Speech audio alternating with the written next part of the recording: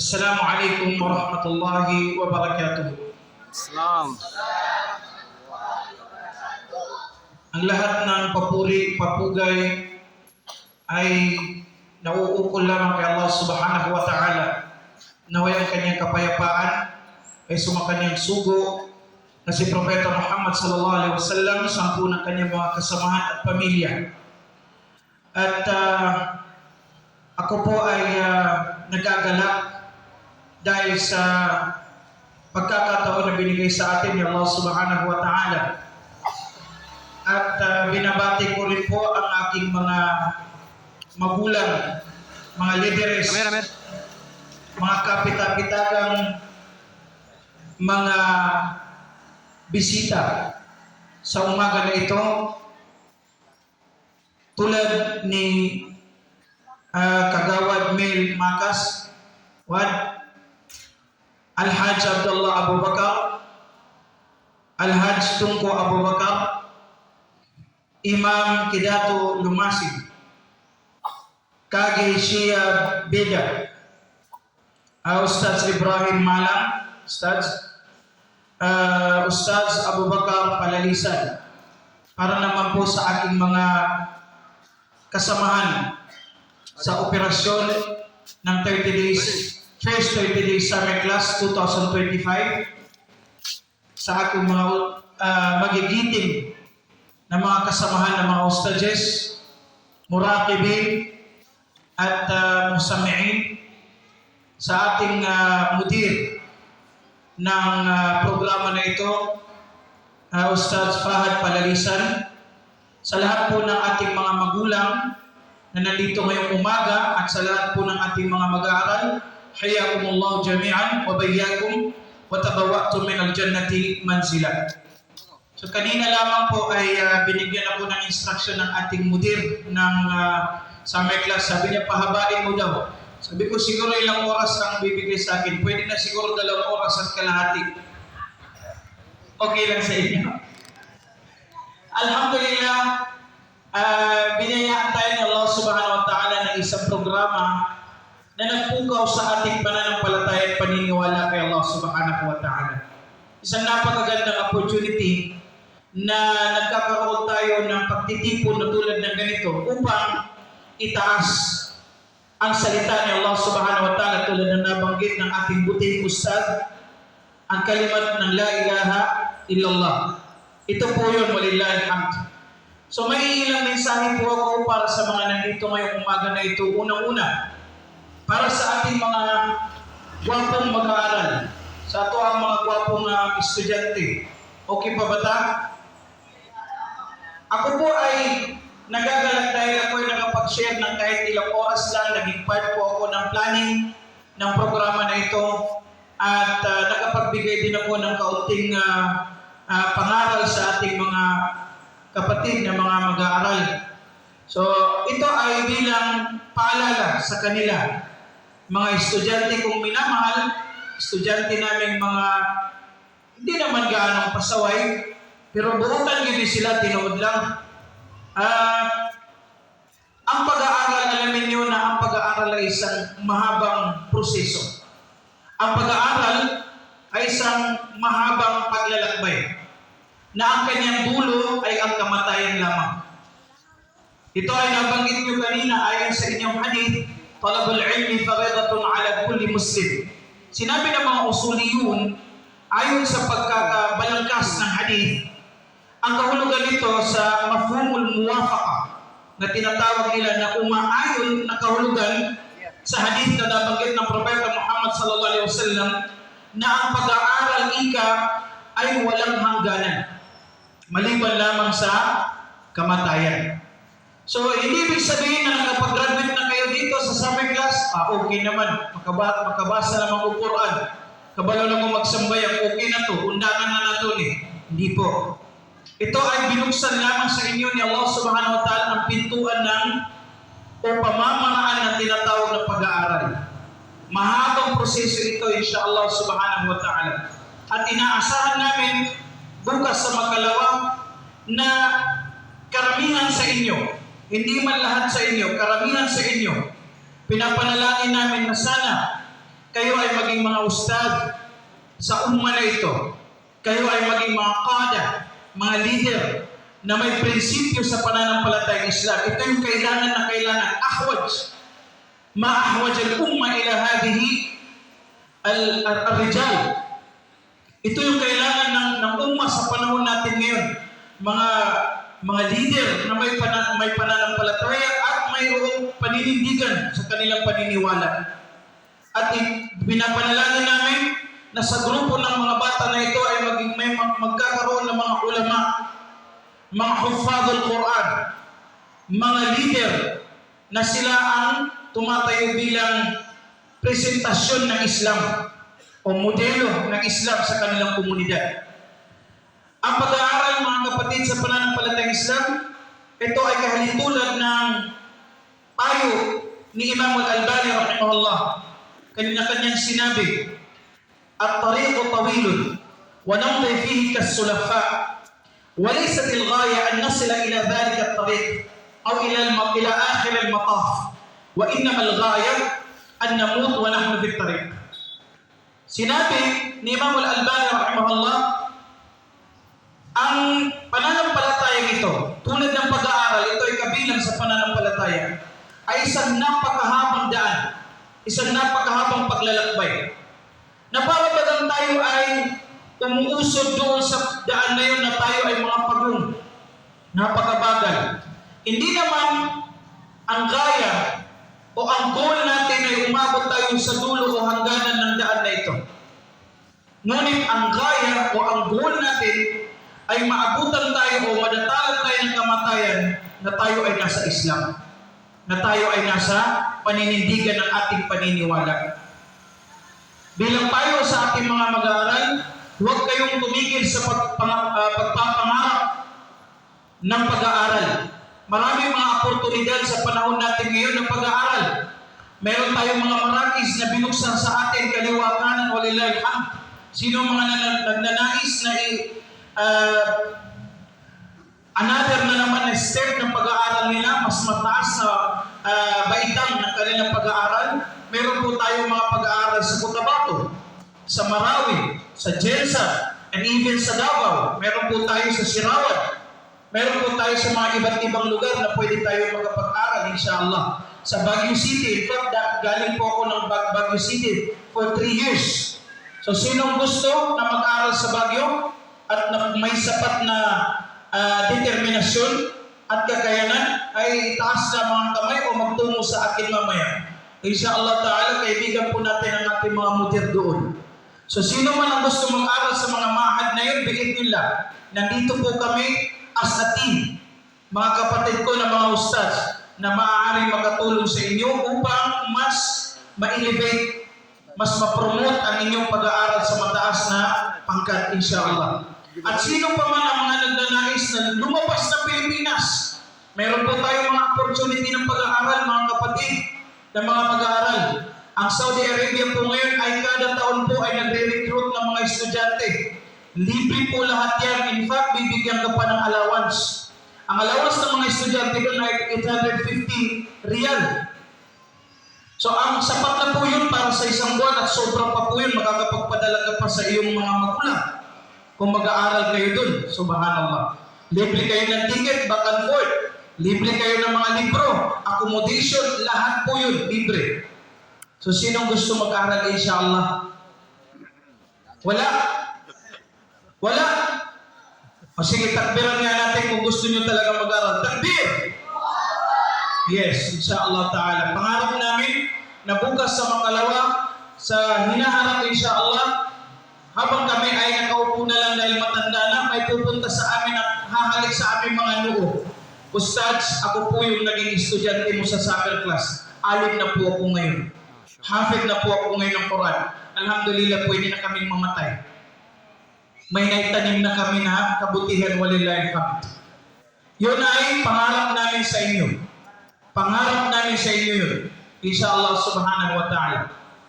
Para naman sa ating mga kapita-pitagang mga leaders, mga butihing mga dato, imam natin at ang LGUs natin, alhamdulillah, Kami po ay nakakatiyak sa inyo, unang-una, pinapasalamatan namin ang inyong pagsusumikap at suporta sa programa ng Islam. Lalo-lalo na po sa ating mga LGUs na nandito ngayon tulad ni Kagawad. Sukran, maraming salamat po Kagawad sa iyong suporta. Nabubuhayan po kami ng pananampalataya kapag nakikita namin ang aming mga leaders na kabilang o kasama sa aming mga patimpalag o mga programa ng Islam. At nagkakatiyak po kami na ang advokasya namin ay tulad din ng advokasya ninyo. Ang mga bata na ito ay dinidisiplina namin ng mabuting disiplina upang sa gayon sila ay maging buwaran sa kanilang mga komunidad. Mapalayo sila sa mga illegal na droga na ito ang kasalukuyang problema ng ating lugar, problema ng ating bansa, itong illegal na droga, iyadan billah. At kami rin po ay nakakatiyak na didisiplina namin at bibigyan namin ng sapat na doktrina ang mga bata nito na hindi mapabilang sa mga taong extremist, mga taong nasa kanilang doktrina ng pagiging terorista. Inshallah, ito po ang mga advokasya namin sa mga summer class na ito. Maliban sa mga Islamic teachings at Islamic ideology, kami po ay mahigpit namin na tinatarbiya o dinidisiplina ang mga bata na mapalayo sa mga bagay na ito. At syukran po ulit, marami pong salamat sa inyong suporta sa ating mga dato, sa ating mga hajj, sa ating pong mga LGUs. Inaasahan namin inshallah sa susunod na taon, lalawak at lalawak po itong programa na ito. In fact, nag-usap po kami ng ating mga kasama na sa susunod na pagkakataon ay magkakaroon din ng programa na pambabae. Yun nga lamang po ay hindi po kami makahanap ng sapat na lugar o wastong lugar dahil hindi po pwede silang ipagsama sa mga lalaki kay murag iri o giro na sila pumakuban. So alhamdulillah, yun po ang mga pinapangarap namin at magkakaroon po inshallah ta'ala ng kauna-unahang tahfidul Quran o markazul li tahfidul Quran dito sa Nuwangan inshallah subhanahu wa ta'ala. Ito po ay hindi bunga ng aming pagsusumikap ng mga ustadjes. Ito po ay bunga ng ating pagtutulungan. Kabilang po dyan ang ating mga magulang at ang ating mga leader. At mensahe naman po para sa mga magulang na nandito ngayon, alhamdulillah. Okay pa ba tayo? Okay pa, alhamdulillah. Kailangan okay para at least ang mga beauty ay mananatili pa rin kahit medyo may edad na. Huwag natin sabihin matanda na kasi bawal yung matanda na. May edad lang. Kalabaw lang ang tumatanda. Para naman sa ating mga magulang, kami po ay nagpapasalamat on behalf sa aking mga kasamahan na naka-uniforme ay pinapasalamatan po namin ang inyong presensya, ang inyong suporta. Wallahi al-azim, ang suporta ninyo ay hindi lamang suporta sa inyong mga anak. Ito ang tatandaan ninyo. Ang suporta ninyo ay suporta ninyo sa Ummah Islamiyah. Ang suporta ninyo ay suporta ninyo sa pagpapatayo ng Islam. Wallahi al-azim. Huwag niyong mamaliitin ang presensya ninyo ngayon dito.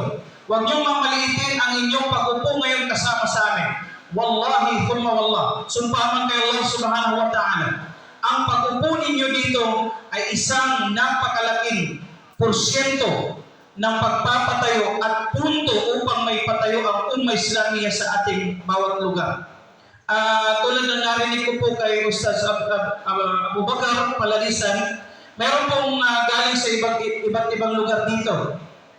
Tulad ng Saging, Jama'a Muro, at iba pa.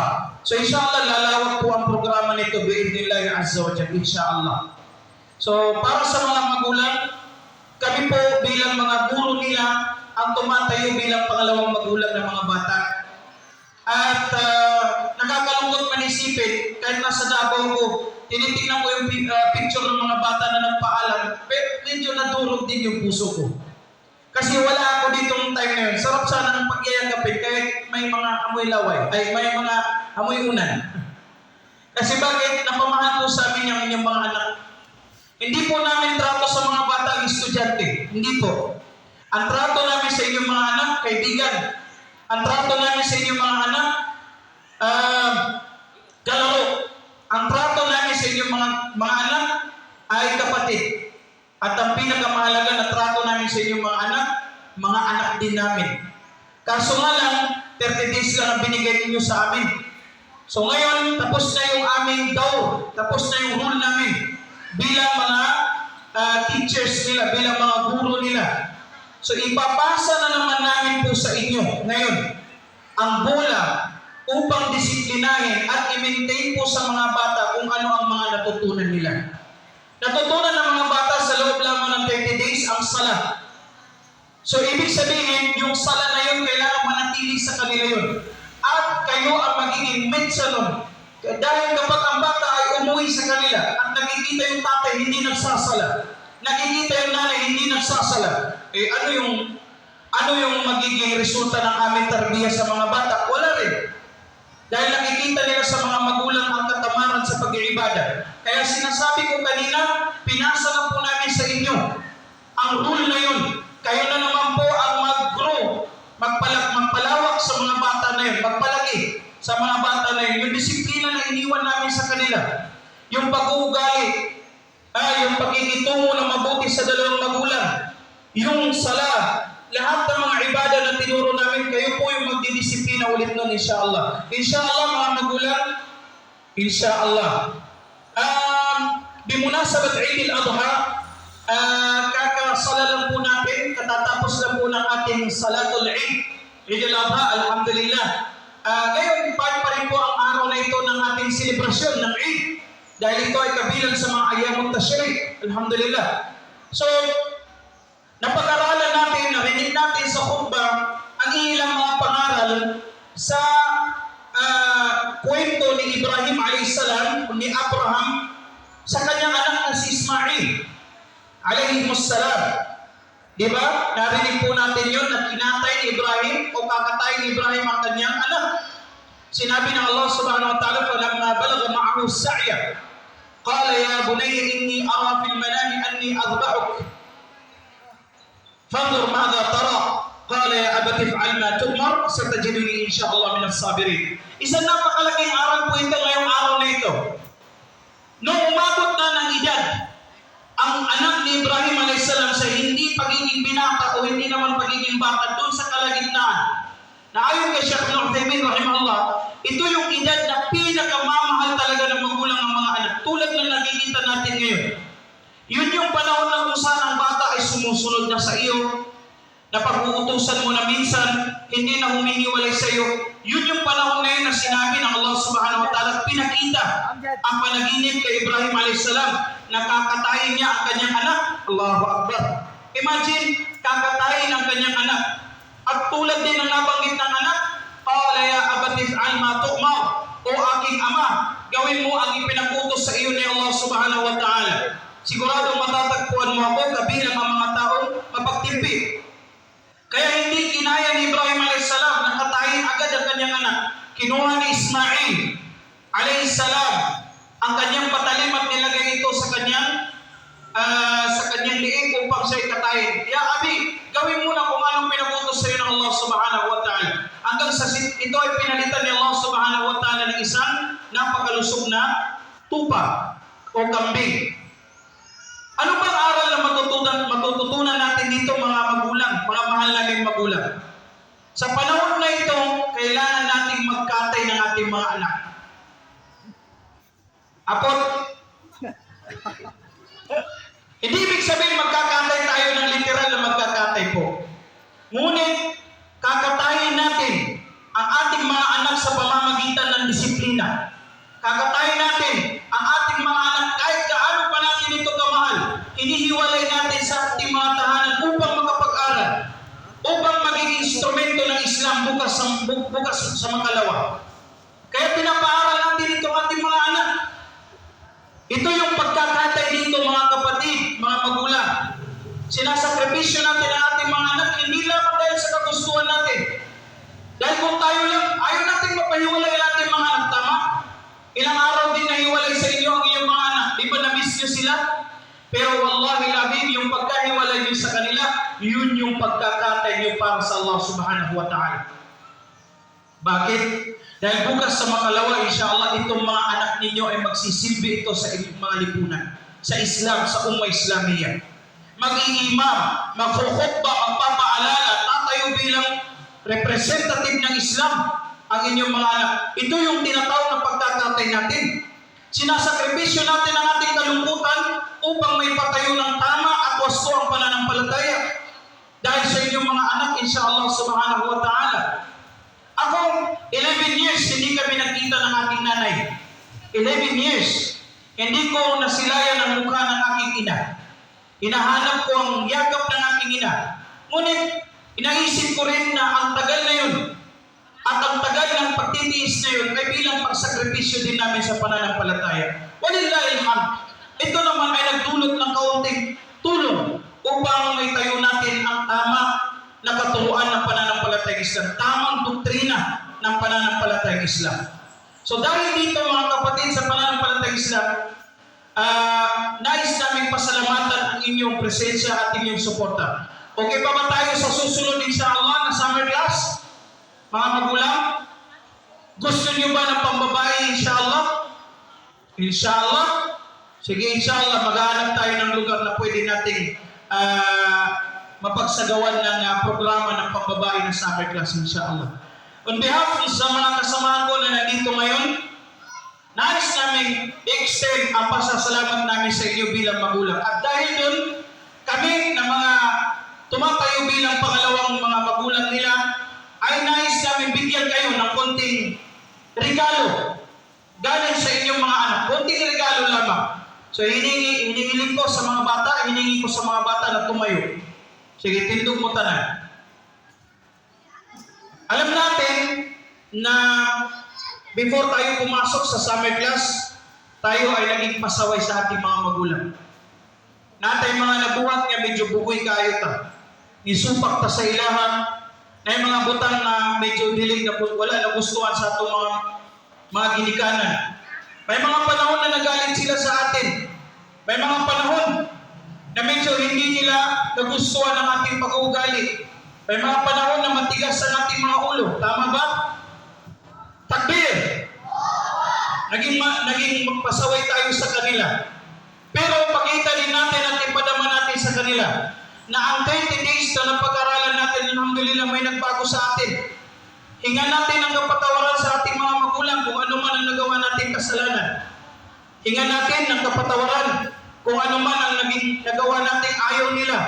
Yung mga araw na naging pasaway tayo. Humingi tayo sa kanilang kapatawaran. Yakapin natin sila na mahigpit na pagkakayakap at humingi tayo ng patawad sa kanila at halikan natin ang kanilang mga pisngi at noo. Kaya ba natin yun inshallah? Takbir! Type. Isa-isa po kayong lalabas ngayon. Pupunta kayo sa inyong mga magulang. Yakapin niyo sila ng mahigpit na pagkakayakap at halikan niyo sila at humingi kayo ng kapatawaran. Type.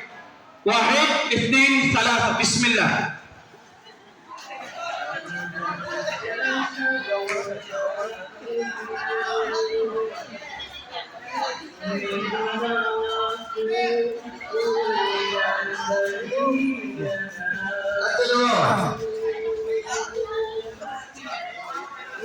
Ada goyanginnya?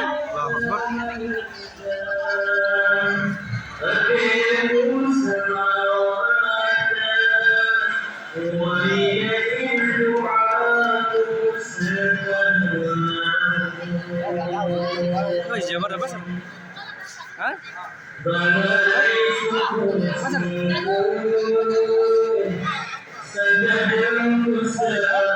Goyang. Ya, goyang apa nih?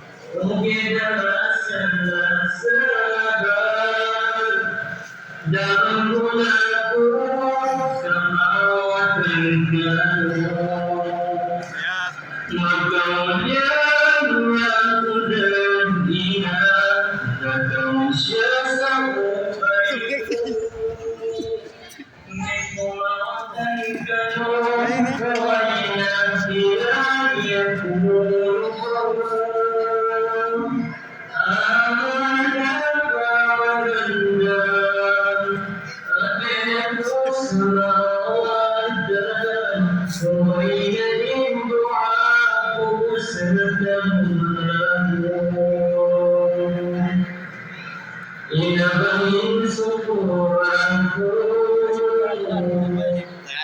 kinauban mo lang, sa lalaki